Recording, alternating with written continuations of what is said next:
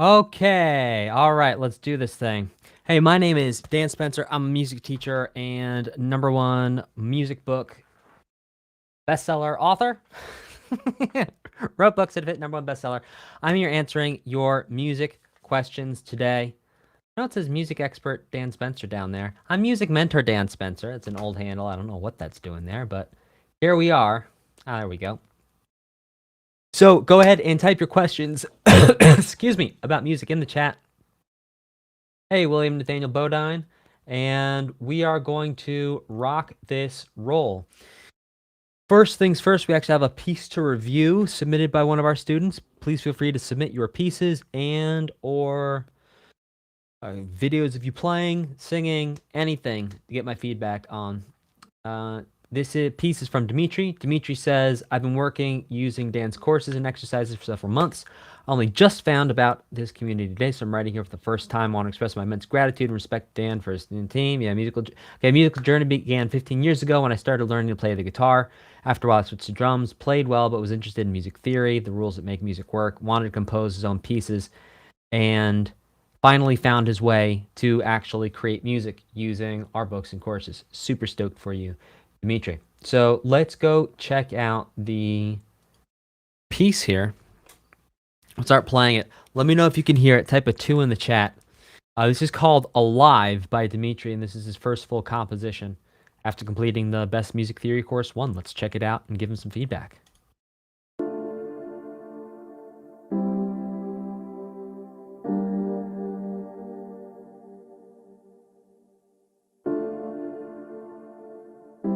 Let me know if you can hear that music. Type a 2 in the chat for me if you can hear that.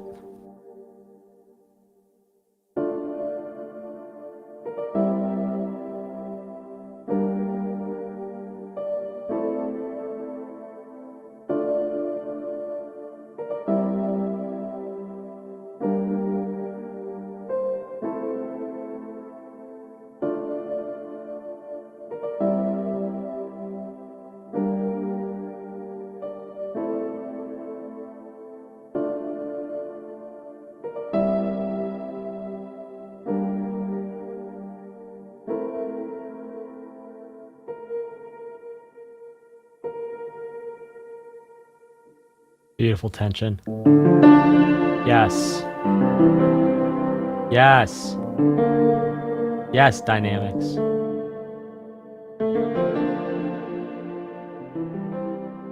Yes. Ah.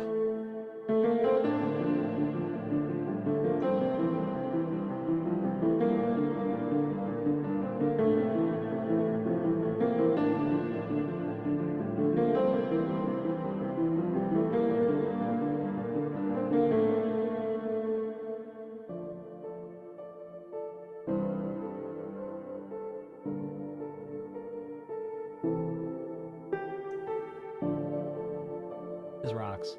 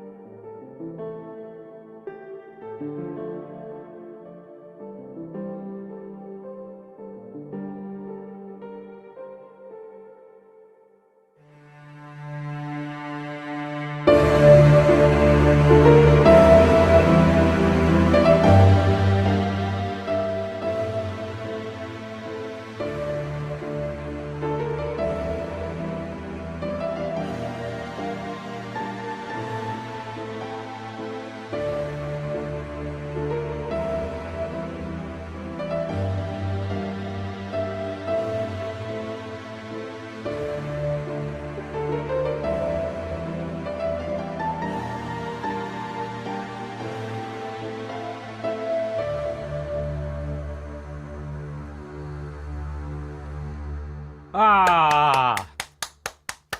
Oh, amazing. Dimitri, I would love to hear more of this story. You know, you clearly have, you have a viewpoint on things. You have a story to tell, and I would love to hear what happens next in the story. Like, where do you go from there is what I would love to hear. And maybe that's going to be a new piece. But I think that's a phenomenal, phenomenal start using very effectively the tools of music theory, because that's what music theory is. It's tools to help you spot patterns, and then you can then use those patterns however you want. Dimitri's done a fantastic job of grabbing patterns and then using them. William Nathaniel Bodine on Facebook says that was fantastic, and I agree. Yeah, that was A plus. Again, my name's Dan Spencer. I'm answering your questions about music. We just reviewed one of our community submissions. That's phenomenal. So Dimitri says, so far I've only completed the first part of the music theory and started on music theory course 2, but even this has helped me write my first composition that I'd like to share. Dan, this piece of music is also a testament to your hard work. I can't thank you enough for helping me finally be able to express myself via music. Keep on keeping on. Ah, yes, Dimitri. Yes, buddy. Yes. Well done. Phenomenal. Okay, we have a question on Facebook. Which, sorry, doesn't look like it's pulling in the chat into Restream. But here we go. On Facebook, William Nathaniel Bodine asks, where can I find some good free software for making electronic music? Most big DAWs offer a free version. Like there's a free version of Pro Tools. There's a free version of Ableton. There's a free version likely of, I'm not sure about Cubase, but Ableton will do you good, as will Pro Tools for creating electronic music. Personally, I like Logic. That's my preferred, but that's also the thing I know best. So I am incredibly biased when it comes to saying that. I'm ridiculously biased. It's the thing I know, and so I'm telling you I like the thing I know. You know things, and you like things you know, don't you? Right. And maybe you like things you don't know a little less than things you do know. So I'm telling you I like the thing I know. Right. It's biased in and of itself. Yeah. Check out Ableton. Check out Pro Tools. And my recommendation is always think about what genre you want to create and then look at what people who are creating your genre of music use. Some genres, there's a large sort of faction of people that use a certain DAW. And DAW, if you don't know, is DAW, that stands for Digital Audio Workstation. It's a software program that you make music in. And like, for example, in house music, I know a lot of those guys, I think they use Ableton. Right? But that's just like what the house guys do. And they all use Ableton so they can share their stuff with each other and they all know what's going on. And some genres, people just do whatever.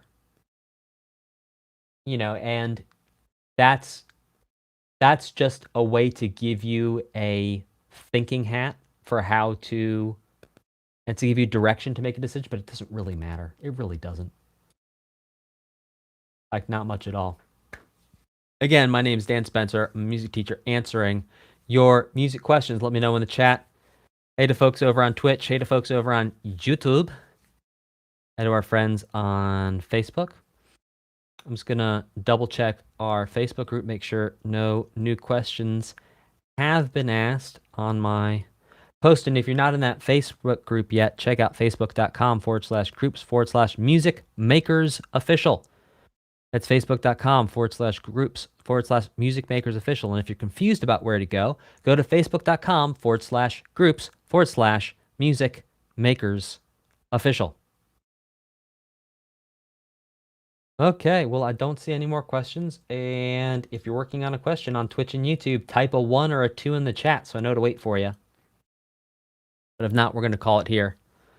Okay, we do have a question on Facebook from William. It says, what sorts of progression variations do you recommend when using? I'm in the process of using the motif and all peace of mind, more summaries. Well, okay. Instead of thinking Royal Road, think, what is the result of Royal Road?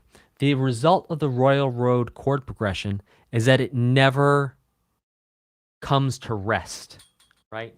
So the question then becomes, how can you make a chord progression that feels like it never comes to rest?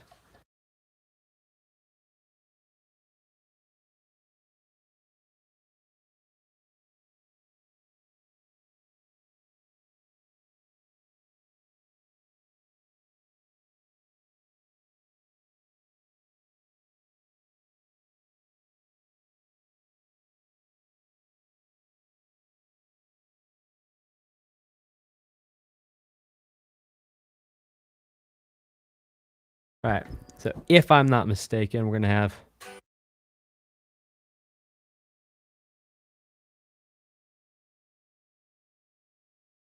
We're going to have like, if we're thinking we're in the key of B minor, if I'm not mistaken, and I don't quote me on this, he says on the live stream that's going to live forever. The flat 6, flat 7, 5 minor to 1 minor, I think should be it. Let you down, run around, or hurt you, hurt you.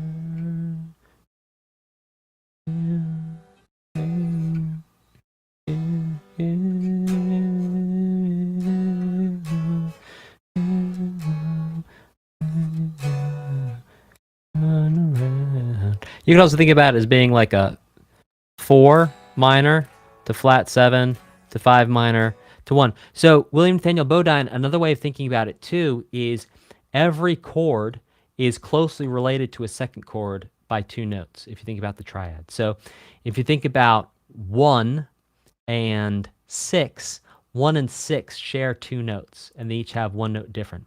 So for example, if we're in the key of C major, C is C, E, G, and A minor is A, C, E. They both share the C and the E. So you can always substitute one of those chords for the other and fundamentally have a similar effect. But think about how can you write a chord progression that never sits. So think about what resolution is. Resolution is going to be something landing on a strong or strongest beat. Or, yeah, on a strong or strongest. So if we're in 4/4, if you put the 1 chord on in measure 2, or you put the 1 chord on measure 4, it's never going to feel like it quite lands in the right way. And if other chords that are not 1 are in measures 1, 2, and 3, or specifically on measures 1 and 3, that's also going to stop it from feeling like it lands. For example, we could have... Oh, let me play the piano so you can hear it, because I don't think I'm plugged up here. All right, so for example, we could have... Okay, so... we're in the key of C now.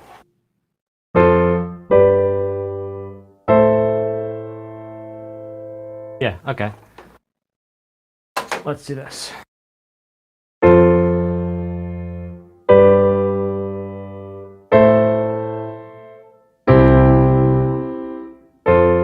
Like, this does not feel like it's coming to rest in any kind of significant way. It actually kind of feels a little off. It feels a little weird. It's kind of a weird progression to have 4, 5, 6, 1. And the fact that you've gone 4, 5, 6 almost makes it sound like flat 6, flat 7, 1 minor to flat 3. So yeah, think about substituting chords for the chord that share the 2 notes with it. And then think about using inversions like William Nathaniel. Like, you've gone through so much music theory, use some of it. Think about changing the qualities of the chords. Think about using inversions. Think about putting notes in the bass that aren't in the chord. Why not?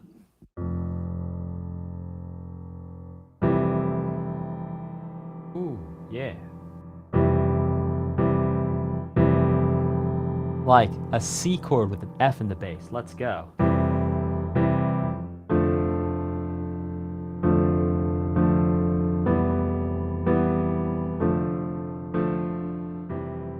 Oh, so moody.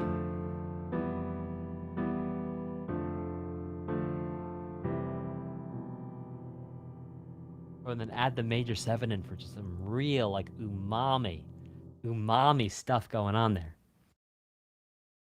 So yeah, you can do anything. So get all this stuff off the piano. Get my... He's got his pedal out, people. Look out. Okay, so let's take what I was calling the Royal Road progression, which honestly, I'm not sure if it is, but we'll...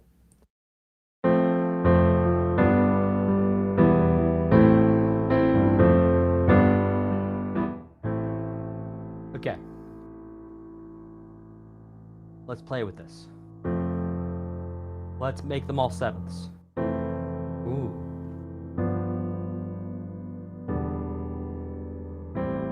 Oh.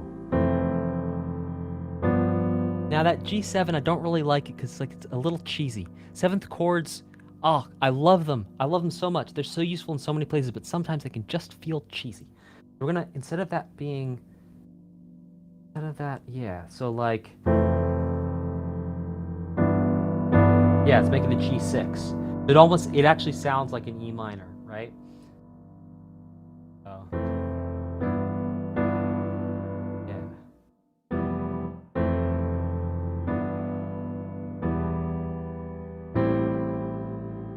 That's an idea right there. That's pretty moody for a minor. How about, like for a minor key, how about...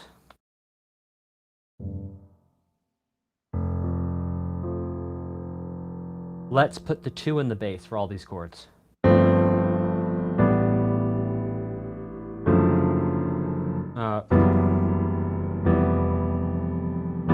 Except for the E minor. And the A minor. Okay, so let's do F over G, G over A, E minor, A minor 7. Ooh, with a 9. Let's go. Hey now. So it's like your choice, you have unlimited choices of how to make it sound moody. You can do anything you want. The world is your oyster. All right, let's put everything in first inversion.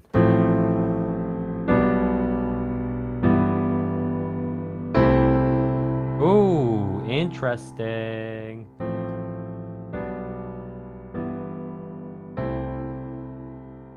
That's cool. Let's add a 9th to every chord. Diatonic.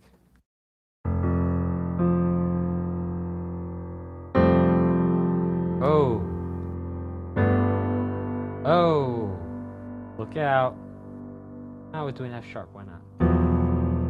Oh.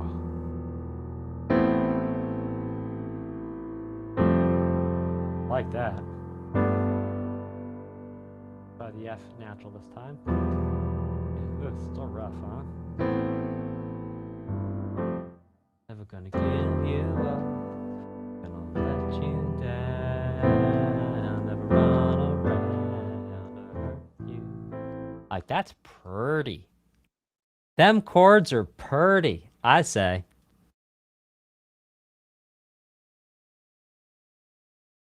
Yeah, and broken chords, exactly. Like, and that then starts to become like almost arrangement. Depends on how you're breaking them, but yeah, I mean, it depends on how. Sorry, to be clear, if you're doing arpeggios, that gets kind of like into arrangement, right?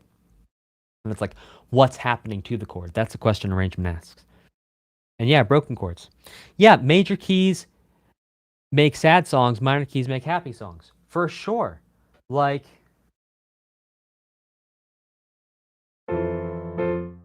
let's do this. How does it go?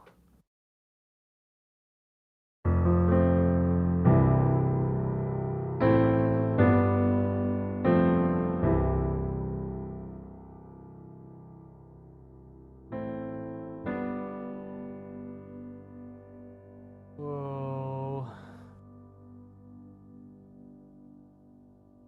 I had some help. It ain't like I can make this kind of mess all by myself. Don't act like you ain't helped me pull that bottle off the shelf. Been deep in every weekend, if you couldn't tell. Teamwork makes the dream work. Yeah, I had some help. Right? Major chord progression, sad song.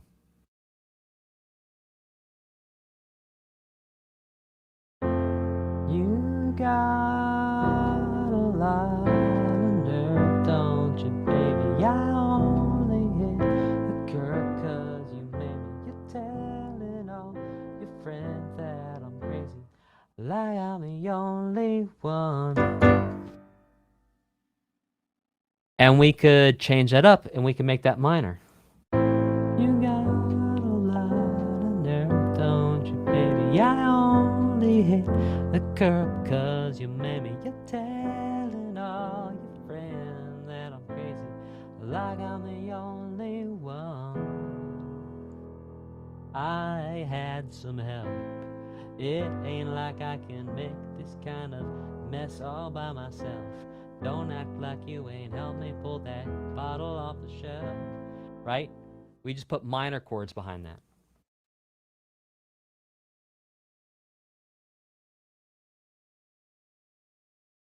Totally allowed. All right, cool. We'll call it here for today. Y'all go rock and roll. William Nathaniel Bodine will expect to see something from you next week. Share it. Share your work. Get feedback. Learn faster. That's how it works. All right, y'all. Have a fantastic, phenomenal rest of your day.